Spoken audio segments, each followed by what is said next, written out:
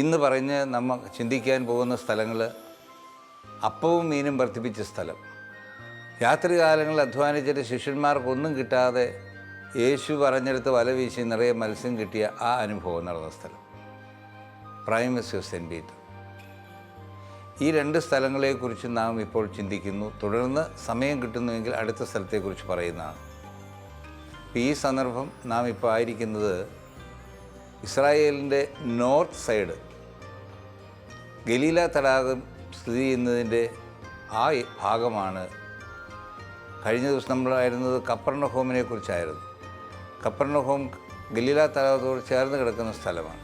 അപ്പം ഞാൻ അന്ന് ഓർപ്പിച്ചു, ആ സ്ഥലത്തോട് ചേർന്ന് കിടക്കുന്ന സ്ഥലങ്ങളുടെ കാര്യത്തിൽ താബ്ഗ എന്ന സ്ഥലത്തെക്കുറിച്ച് പറയുകയുണ്ടായി. താബ്ഗയിലാണ് ഈ രണ്ട് ദേവാലയങ്ങൾ സ്ഥിതി ചെയ്യുന്നത്. ഒരു ഏരിയ ആണെങ്കിലും രണ്ട് ഗേറ്റാണ് രണ്ട് സ്ഥലത്തേക്കും ഉള്ളത്. ആദ്യം നമ്മൾ ചെന്നെത്തുന്നത് അപ്പവും മീനും വർദ്ധിപ്പിച്ച മൾട്ടിപ്ലിക്കേഷൻ പള്ളിയിലേക്കാണ്. യേശുവിൻ്റെ വചനം കേൾക്കാൻ അന്ന് ജനം കൂടിയിരുന്നത്. ഇന്ന് ആ പ്രദേശം കാണുമ്പോൾ നമുക്ക് തന്നെ സംശയം തോന്നും. കാരണം ഇത്രയും ജനം അവിടെ കൂടിയാൻ എങ്ങനെ സാധിച്ചു? എവിടെ നിന്നാണ് ഈ ജനം എത്തിയിരുന്നത്? അവിടെ താമസിക്കുന്ന ജനമല്ല, ദൂരദേശങ്ങളിൽ നിന്നാണ് എത്തിയിരുന്നത്. ഈ നോർത്ത് സൈഡ്, ജെറുസലേമിൻ്റെ നോർത്ത് സൈഡിലുള്ള ആ പ്രദേശങ്ങളിൽ, ഗലീല സ്ഥിതി ചെയ്യുന്ന ആ പ്രദേശങ്ങളിൽ ഞാൻ ആദ്യ ദിവസം പറഞ്ഞിരുന്നു, കാന സ്ഥിതി ചെയ്യുമ്പോൾ അതിന് പറയുന്നത് ഗലീലയിലെ കാന എന്നാണ്. കാരണം ഇതിൻ്റെ ഇപ്പോൾ നാം ആയിരിക്കുന്ന ഈ കപ്പർനഹൂമിൻ്റെയും താബ്ഗയുടെയും വളരെ അടുത്ത പ്രദേശമാണ് ലെബനോൻ. ആ ലെബനോൻ ഇസ്രായേൽ തമ്മിലുള്ള കഴിഞ്ഞ വാറിൽ ഈ പള്ളിയുടെ തൊട്ട് ചേർന്നാണ് ഒരു ബോംബ് വന്ന് വീണ്. അവിടെ ഒന്നും സംഭവിച്ചില്ല ദൈവാധീനം കൊണ്ട്. അപ്പം അത്രയും അടുത്താണ് ഈ പ്രദേശം. അപ്പം അതിനോട് ചേർന്ന് ഗലീലയുടെ പ്രദേശമായതുകൊണ്ട് ഗലീലയിലെ കാന എന്ന് പറയുന്നതിൻ്റെ പ്രത്യേകതയും ഞാൻ ആദ്യ ദിവസം പറഞ്ഞിരുന്നു. അപ്പോൾ ഗലീലയിൽ ഈ പ്രദേശത്ത് ജനങ്ങൾ അവിടെ താമസിച്ചിരുന്നവരല്ല, ആ ഗലീലയുടെ പല ഭാഗങ്ങളിൽ ദൂരദേശങ്ങളിലും ജീവിച്ചിരുന്നവർ അവിടെ വന്നെത്തുമ്പോൾ അവർക്ക് ആവശ്യത്തിന് ഭക്ഷണം കൊണ്ടുവന്നില്ല. വചനം കേൾക്കുമ്പോൾ മണിക്കൂറുകൾ എടുക്കുമ്പോൾ അവർക്ക് ക്ഷീണമില്ലാതെ വചനം കേട്ടിരുന്നു. യേശുവിൻ്റെ ആ വചനത്തിൻ്റെ വ്യാപ്തി, ആ വചനത്തിൻ്റെ അനുഭവം എന്താണ് എന്ന് നമുക്ക് ചിന്തിക്കുക. നമ്മൾ എത്ര ഭക്ഷണം കഴിച്ചില്ലെങ്കിലും, എത്ര ബുദ്ധിമുട്ട് അനുഭവിച്ചാലും, പലപ്പോഴും നാമും ആയിരിക്കുന്ന സ്ഥലങ്ങളിൽ മണിക്കൂർ കൂടുതലിരിക്കുമ്പോൾ ക്ഷീണത്തിൽ നാം ഒന്ന് അല്പം ശ്രദ്ധ മാറിപ്പോവും. പക്ഷെ അന്നത്തെ ആ ജനം അല്പം പോലും ശ്രദ്ധ മാറാതെ വചനം കേട്ടുകൊണ്ട് മണിക്കൂറുകളിരുന്നു. അവർക്ക് കഴിക്കാൻ ഭക്ഷണമില്ല. അപ്പോൾ വന്നപ്പോഴാണ് യേശുവിനോട് ചേർന്ന് തൻ്റെ ശിഷ്യഗണം പറഞ്ഞു, ഇവർ കഴിക്കാൻ ഭക്ഷണമില്ല. അപ്പോൾ യേശു പറഞ്ഞു, നിങ്ങളുടെ കയ്യിൽ ഒന്നുണ്ട്. അപ്പോൾ അവർ പറഞ്ഞു, ഇവർക്ക് കൊടുക്കാൻ മാത്രം ഒന്നുമില്ല, ഇങ്ങനെ തികയും. ഇപ്പം രണ്ട് ഭാഗത്ത് രണ്ട് അവസ്ഥയിലായിരിക്കുന്ന സമയങ്ങളിൽ അപ്പവും മീനും വർദ്ധിപ്പിച്ച ഭാഗമാണ്. അപ്പം അവരുടെ കയ്യിൽ 5 അപ്പവും 2 മീനും ഉണ്ട് എന്ന് പറയും. 2-3 പ്രാവശ്യം അവിടെ നടന്ന സംഭവത്തിൽ ഒരു അനുഭവത്തിലാണ് ഞാനിത് പറഞ്ഞത്. ഈ ദിവസങ്ങളിൽ നാം വായനയിൽ വായിക്കുമ്പോൾ ഉണ്ടാകുന്ന ആ ഭാഗമാണ് ഈ അപ്പവും മീനും വർദ്ധിപ്പിച്ച സ്ഥലത്തെക്കുറിച്ചും ആ സംഭവത്തെക്കുറിച്ചും ഉൾക്കൊള്ളുന്ന ഞായറാഴ്ചകൾ. അപ്പോൾ യേശു പറഞ്ഞു, അതെൻ്റെ അടുക്ക കൊണ്ടുവരിക. അപ്പം അപ്പവും മീനും അവരെടുത്ത് യേശുവിൻ്റെ അടുത്ത് കൊണ്ട് കൊടുക്കുക. അപ്പോഴും അവർക്ക് ബോധ്യമുണ്ടോ ഈ എന്താണ് ഈ 2 മീനും ഈ 5 അപ്പവും കൊണ്ട് ഇത്രയും ജനങ്ങൾ അവർക്ക് എങ്ങനെ കഴിക്കും? അപ്പോൾ യേശു സ്വർഗത്തിലേക്ക് നോക്കി ഇത് കയ്യിലെടുത്ത് പ്രാർത്ഥിച്ചു കഴിഞ്ഞ് ഇത് വിളമ്പ് കൊടുക്കാനായിട്ട് അവരെ ഏൽപ്പിച്ചു. പന്തിയിൽ ഇരിക്കാനായിട്ട് അവരോട് ഇരുന്ന് കഴിക്കത്തക്കവണ്ണം അവരെ ഇരുത്തി വിളമ്പി കൊടുത്തു.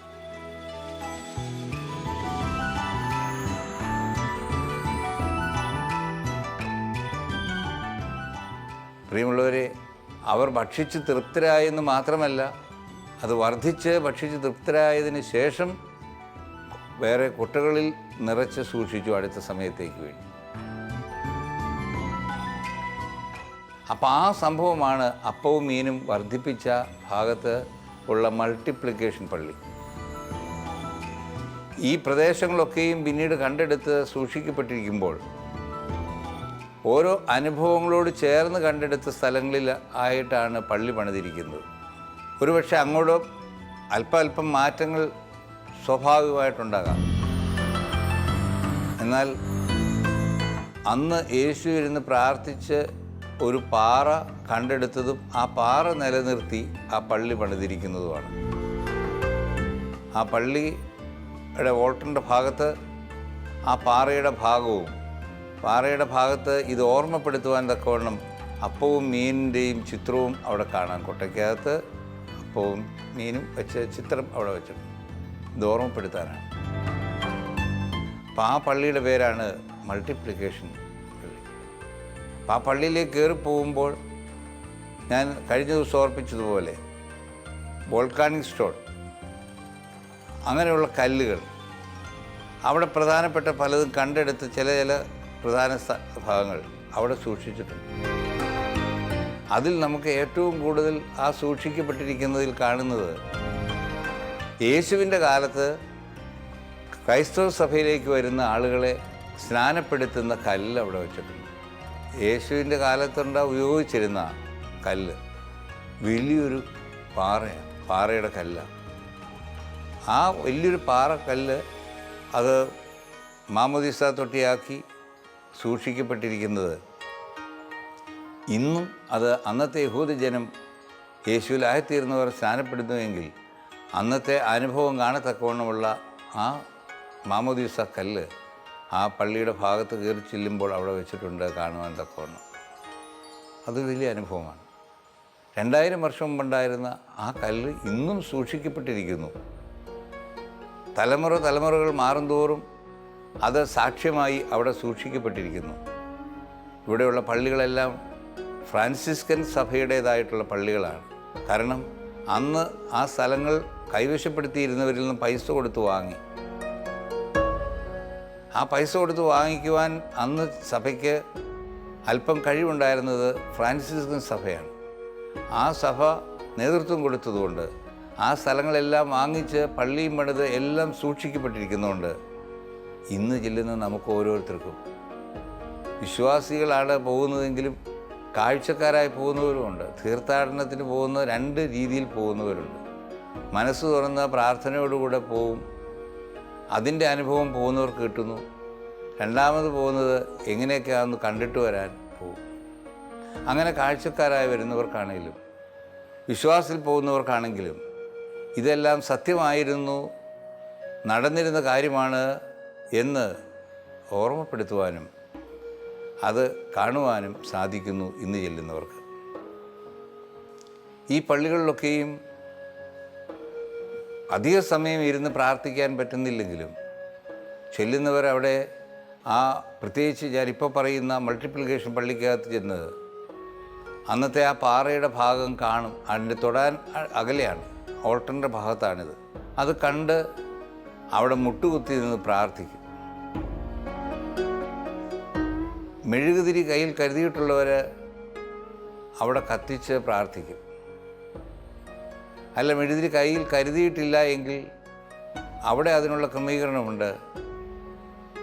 ചെറിയതായി അതിനുള്ള എന്തെങ്കിലും പ്രതിഫലമായി ഡൊണേഷനായിട്ടുള്ളത് അവിടെ ഒരു ബോക്സിലിട്ടിട്ട് നമുക്ക് തന്നെ തിരിയെടുക്കാം. ഇവിടുത്തെ പള്ളികളിൽ ഭണ്ഡാരങ്ങളുണ്ട്. അവിടെ പള്ളികളിൽ ഭണ്ഡാരങ്ങളായിട്ടൊന്നും തന്നെ ഇല്ല. കാരണം മറ്റൊന്ന്, വരുന്നവരിൽ ചില സ്ഥലങ്ങളിൽ പ്രത്യേകിച്ച് അത് മെയിൻ്റനൻസ് നടത്തുന്നതിന് വേണ്ടി ചിലവ് വരുന്നതുകൊണ്ട് എൻട്രൻസ് ഫീ വെച്ചിട്ടുണ്ട്. അപ്പോൾ ആ എൻട്രൻസ് ഫീ കൊടുക്കുന്നിടത്താണ് നമ്മൾ പോകുന്നതെങ്കിൽ, പ്രത്യേകിച്ച് അല്ലാതെ ഉള്ളിടത്തും കാര്യമായിട്ടില്ല. മനസ്സ് തുറന്ന് കൊടുക്കുന്നവർക്ക് കുർബാന കഴിച്ച് തളികയിൽ പടം വെച്ച് അവിടെ കൊടുത്തിട്ട് പോരും. അപ്പോൾ അങ്ങനെയുള്ള ആ പള്ളികളാണ് അവിടെ എല്ലായിടത്തും ഉള്ളത്. അതിൽ ഞാനിപ്പോൾ നമ്മളായിരിക്കുന്ന താബ്ഗായിലെ മൾട്ടിപ്ലിക്കേഷൻ പള്ളിയിൽ കയറുമ്പോൾ പ്രാർത്ഥിച്ച് മെഴുകുതിരി കത്തിച്ച് ആ ഒരു ആത്മനിർവൃതി, അന്തരീക്ഷത്തിൽ ലയിച്ചിരിക്കുന്ന യേശുവിൻ്റെ ആ വചനത്തിൻ്റെ അനുഭവം, യേശു പറഞ്ഞിട്ടുള്ള ഓരോ വാക്യങ്ങളുടെ അനുഭവത്തിലൂടെ അവിടെ ചെന്നെത്തുമ്പോൾ നമ്മുടെ മനസ്സ് യേശുവിനോട് കൂടുതൽ കടപ്പെടും, കീഴ്പ്പെടും. മനസ്സിലാക്കുന്നവർക്ക് യേശുവിൽ ചേർന്ന് ആ വിശ്വാസത്തിൽ, വചനത്തിൽ ജീവിക്കുവാനും സാധിക്കും. അങ്ങനെയുള്ള ആ ഒരു അനുഭവമാണ് പോകുന്നവർക്ക് കിട്ടേണ്ടത്. അത് പോകാൻ പറ്റാത്തവർക്ക് ഇവിടെ നിന്ന് ഇത് കാണുവാനും ഈ സ്ഥലങ്ങളെ മനസ്സിലാക്കുവാനും തക്കവണ്ണം ഈ ക്രമീകരണങ്ങൾ എത്രയോ അനുഗ്രഹകരമാണ്. അതിനുള്ള ചിന്തയിൽ അങ്ങനെ ഒരു തീരുമാനമെടുത്തവരുടെ ആ ചിന്ത തന്നെ എത്രയോ അനുഗ്രഹകരമാണ്. അതിനോട് ചേർന്നുള്ള പള്ളി primacy of Saint Peter, primacy of Saint Peter എന്ന് എഴുതി വച്ചിരിക്കുന്ന പള്ളി. ഗലീല തടാകത്തിൻ്റെ പ്രദേശത്താണ് ഇതെല്ലാം. ആ തടാകത്തിനോട് ചേർന്ന് കിടക്കുന്ന ഈ പ്രദേശത്താണ് യേശുവിൽ ആയിരുന്ന ശിഷ്യന്മാർ യേശു മരിച്ചു ഉയർത്തെഴുന്നേറ്റ ശേഷം അവർ വീണ്ടും മീൻ പിടിക്കാൻ പോയി, വല വീശാൻ പോയി. ആ പോയ സ്ഥലം ഗലീല തടാകത്തിൻ്റെ ആ ഭാഗമാണ്.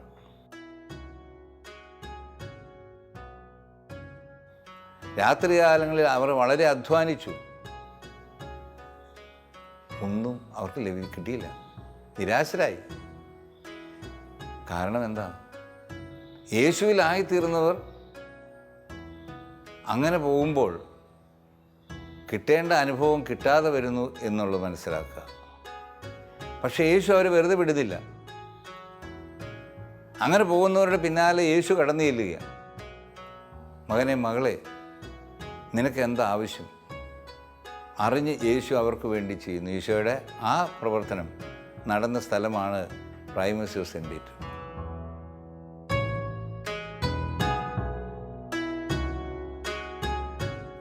അവർ രാത്രികാലങ്ങളിൽ അധ്വാനിച്ചപ്പോൾ വിശന്നു, അവർ തളർന്നു.